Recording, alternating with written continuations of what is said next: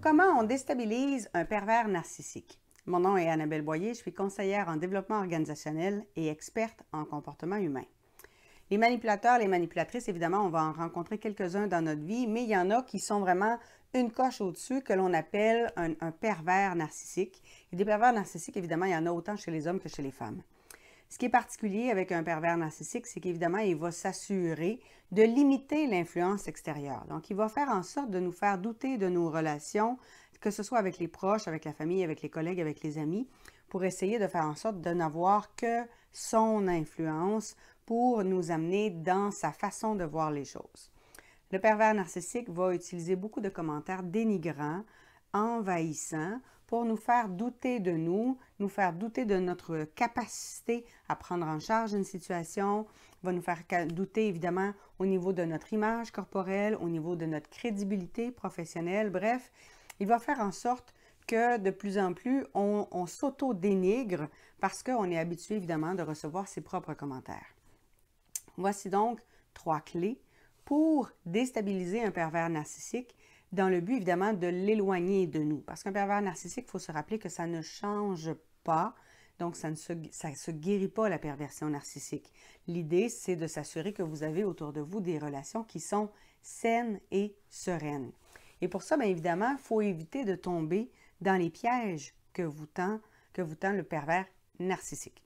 Donc, la première chose, c'est évidemment de ne pas tomber dans le piège émotionnel, d'éviter le plus possible d'être déclenché par ces commentaires.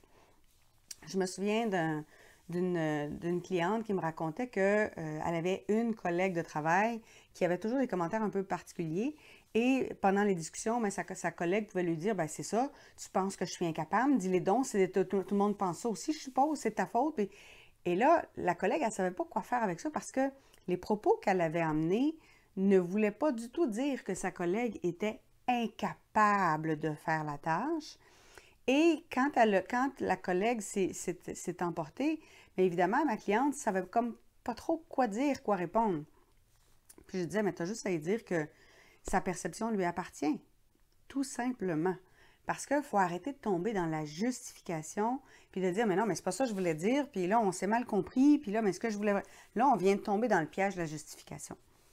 Si vous avez quelqu'un qui vous dit, ben c'est ça, tu es en train de dire que je ne suis pas capable, c'est ça, tu es en train de dire que je suis un imbécile, c'est ça, tu es en train de dire que je suis une cruche, c'est ça, tu es en train de dire que je suis niaiseuse, c'est ça, tu es en train de dire que... Là, on est dans le prêt d'intention. Alors évidemment, ce que je vous encourage à faire à ce moment-là, c'est de dire, ta perception t'appartient. Le commentaire que j'ai fait était différent, mais si c'est ce que toi tu penses, ça t'appartient. Et à ce moment-là, bien évidemment, on redonne la responsabilité au pervers narcissique. J'ai quelques clients et clientes qui me racontaient que leur ex-conjoint ou leur patron ou leur collègue ou un client leur avait dit « ben c'est ça, toi, on le sait bien, t'es parfait » ou « on le sait bien, t'es parfaite ». Encore une fois, les gens, dans ce temps-là, ne savent pas quoi dire. Puis ils vont dire, ben non, je ne suis pas parfait, je ne suis pas parfaite. Et là, on va s'auto-donner des défauts pour venir appuyer le fait qu'on ne pense pas, en effet, qu'on est en train de se vanter d'être parfait. Encore une fois, je vous ramène à ce que je vous disais tantôt. Ta perception t'appartient. Tout simplement. Ce que la personne veut, c'est simplement vous faire réagir, vous faire tomber dans le piège émotionnel pour vous amener à vous justifier dans un sens positif ou dans un sens négatif. Mais ce qu'elle veut, c'est vous amener vers un chemin que vous ne pensiez pas prendre. Donc, ne tombez pas dans ce chemin-là. La personne vous fait un prêt d'intention, vous lui redonnez sa responsabilité. Ce que j'ai affirmé était différent, mais si c'est ça ta perception, ça t'appartient. Tout simplement. La deuxième clé, en fait, ça va consister à continuer d'avoir un réseau social. Parce que c'est sûr que le pervers narcissique va essayer de faire en sorte que les gens qui ne pensent pas comme lui ou les gens qui le critiquent ou les gens qui le voient d'un mauvais œil évidemment, lui, il veut que ces gens-là soient éloignés le plus possible de vous. Un pervers narcissique, que ce soit un homme, que ce soit une femme, veut toujours s'assurer d'avoir la plus grande influence sur sa proie. Donc, continuez d'avoir un réseau social, continuez de voir vos amis, continuez de vous confier à vos amis, continuez de voir, par exemple, votre psychologue ou votre coach ou votre mentor. Continuez d'avoir des rencontres qui ne sont pas avec le pervers narcissique, encore une fois, que ce soit un homme ou que ce soit une femme. parce que le pervers narcissique va comprendre à ce moment-là que son emprise n'est pas si grande que ça. Ce qui implique aussi la troisième clé, qui est évidemment de prendre soin de vous.